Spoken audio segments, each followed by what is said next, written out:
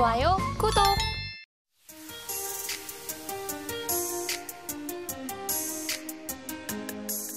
자, 지금 금리 인상 후에 굉장히 가파르게 일단은 지수들이 오르고 있는데 여기에서 금리가 미치는 영향들은 굉장히 많죠.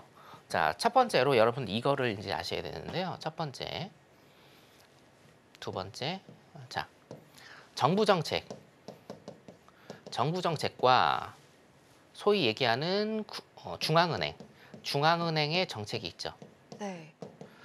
정부의 정책은 통상적으로 세금으로 일단은 표현이 됩니다.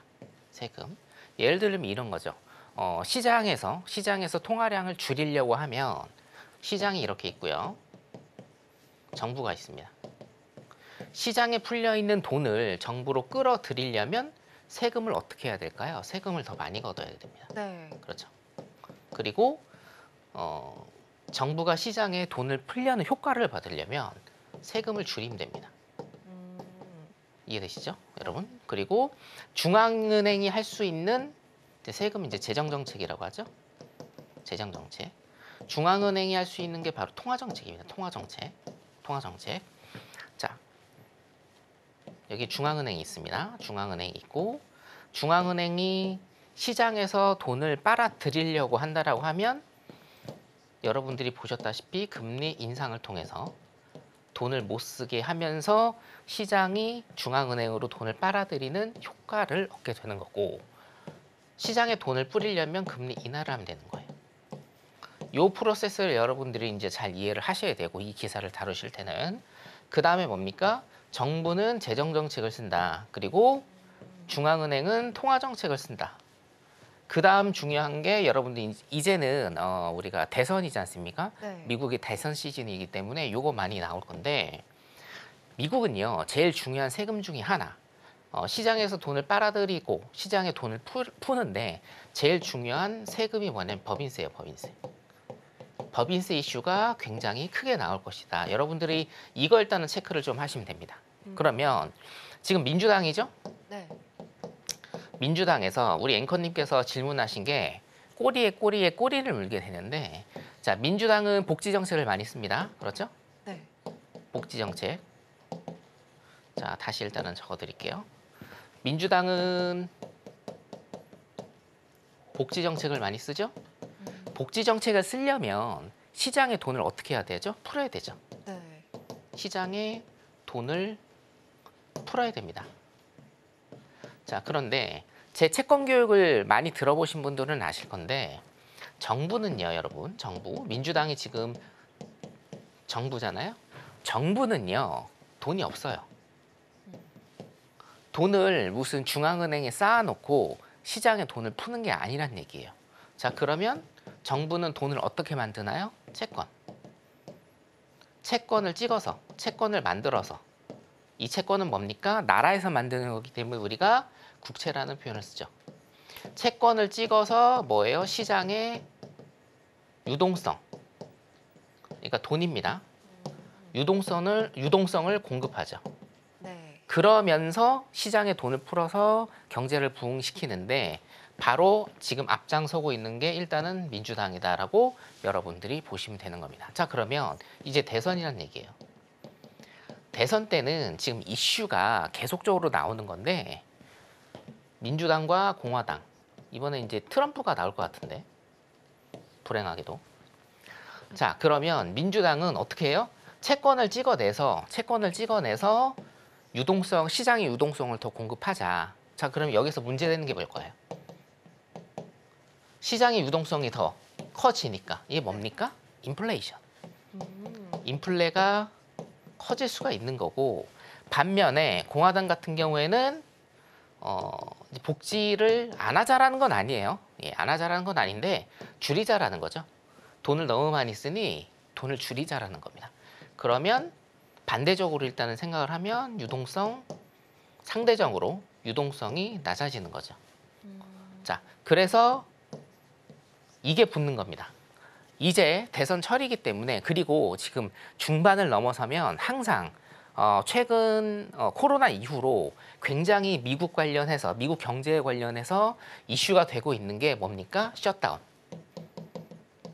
셧다운입니다. 이 셧다운까지 지금 제가 꼬리에 꼬리를 물고 해드리는 거거든요. 자, 그러면 민주당은 돈을 더 찍어내서 시장에 뿌리자. 공화당은 돈은 더 이상 뿌리지 말자라는 겁니다. 협의가 안 됩니다.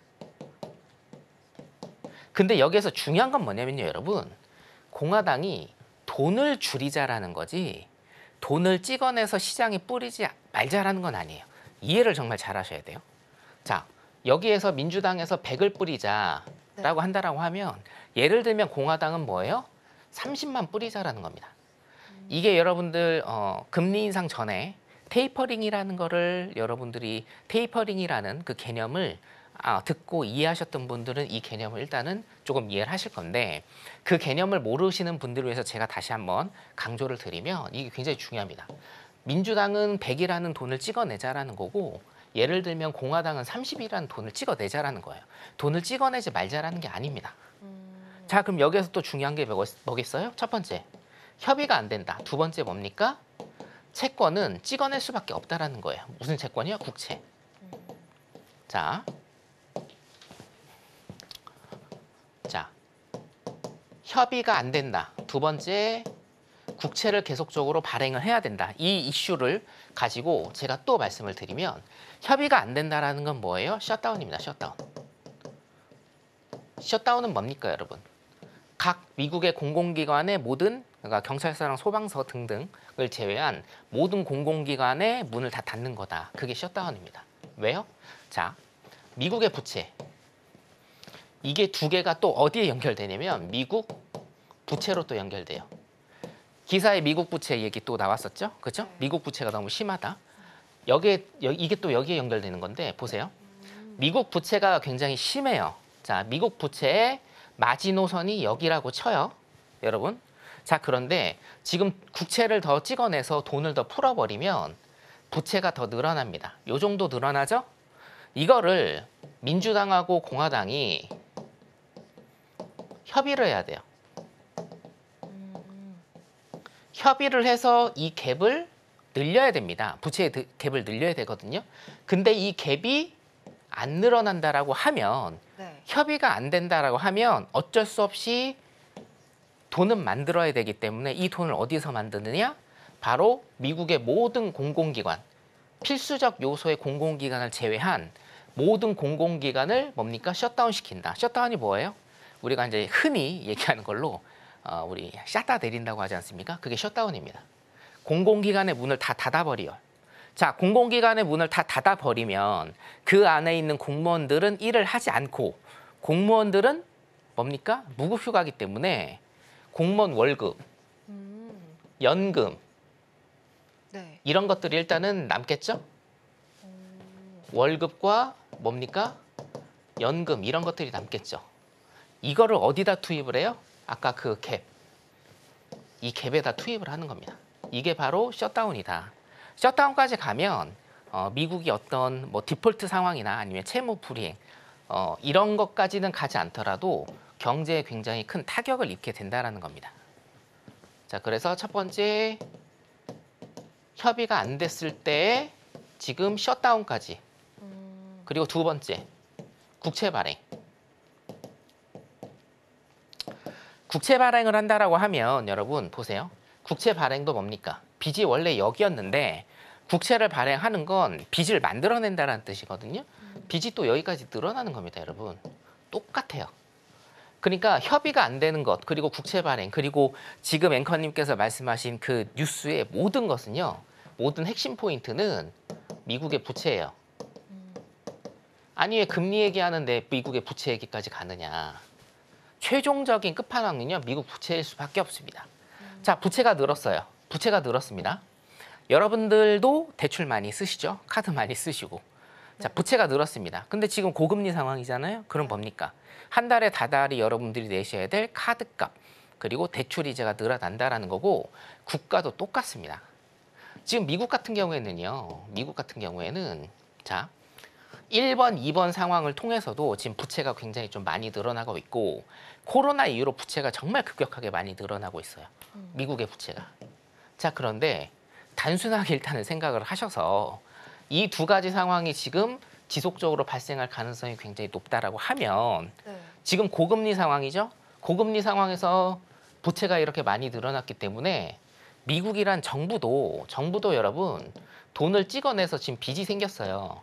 그럼 얘네도 연이자 적용시켜서 매년 돈을 갚아야 됩니다. 정부라고 해서 그냥 돈을 띄어먹는 게 아니에요. 돈을 찍어내고 돈을 갚아야 되거든요. 자, 예를 들면 이런 거죠. 미국이 국채를 발행합니다. 미국이 3년 있다가 내가 원금하고 이자 5%를 줄게라는 이런 국채를 발행하면 네. 이걸 누가 삽니까? 자, 미국의 국채를 제일 많이 가지고 있는 나라 일본, 그 다음에 중국이거든요. 예를 들어서 이거를 중국에 팔았다고 쳐요. 그러면 3년 있다가 미국은 원금이랑 이자를 줘야 되는 거예요, 일본에. 물론 이제 매년 주지만 제가 좀 알기 쉽게 표현하기 위해서 이렇게 제가 말씀을 드렸습니다. 그러니까 뭡니까? 미국은 일본의 채무자가 되는 거고 얘는 채권자가 되는 겁니다, 일본이. 그러니까 매년 돈을 주는 거예요. 여러분들 개인적으로 돈을 빌리시고 매달 원금과 이자를 갚는 것과 미국이 채권을 찍어내서 부채를 갚는 것은 똑같은 프로세스라고 보시면 됩니다.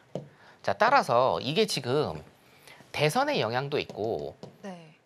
지금 미국이 인플레이션 문제 때문에 금리를 올리느냐 혹은 금리를 내리느냐 이슈 때문에 지금 한 1년 정도 굉장히 묵혀져 있는 그런 이슈기는 하지만 이건 누구나가 다 경제에 관한 전문가라고 하면 미국 부채 얘기. 미국 부채 얘기는 이건 안 나올 수가 없고 지금 앵커님께서 말씀하신 그 기사에서도 네. 포인트는 이거예요. 미국 부채. 미국 부채에 대한 시각을 어떻게 보느냐. 이게 정말 중요합니다. 자, 그러면 미국 부채가 요 정도 선에 있다가 요 정도까지 늘었습니다. 네. 근데 금리가 올랐어요. 쉽게 얘기해서. 물론 이제 미국 부채는 10년물, 미국의 10년물 국채 금리와 연동된다.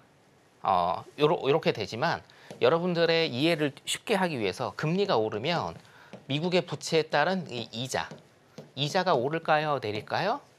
오릅니다. 금리가 오르니까 당연히 미국이 갚아야 되는 이자가 오르는 거예요. 이게 얼마냐면요, 여러분. 작년 말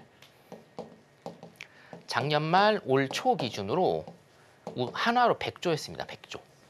그러니까 미국이란 나라는 숨만 쉬어도 이자로, 미국 부채 이자로 100조 이상이 나가는 나라이기 때문에 이런 모든 측면, 특히나 끝판왕인 미국의 부채 문제를 봤을 때 지금 금리를 올리는 것과 금리를 내리는 것은 굉장히 민감하게 반응을 할 수밖에 없다라는 게 일단은 결론이다라고 보시면 되고 월스트리트 저널이었나요? 네. 예. 월스트리트 저널에서 하는 얘기는 저도 이제 이 기사를 매일 보기 때문에 하는 얘기는 일단은 좀 단편적인 단기적인 얘기를 조금 하고 있고 지금 은행 얘기도 하고 있거든요. 은행이 제가 또 전문이죠, 여러분. 은행 얘기 같은 경우에는 요거는 제가 주말 특강이나 이런 쪽에 해서 여러분들한테 상세히 일단 좀 설명을 드리겠습니다.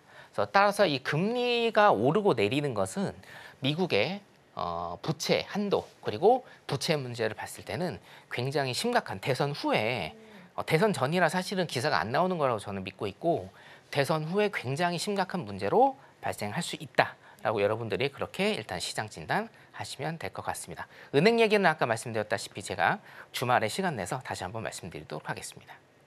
좋아요, 구독!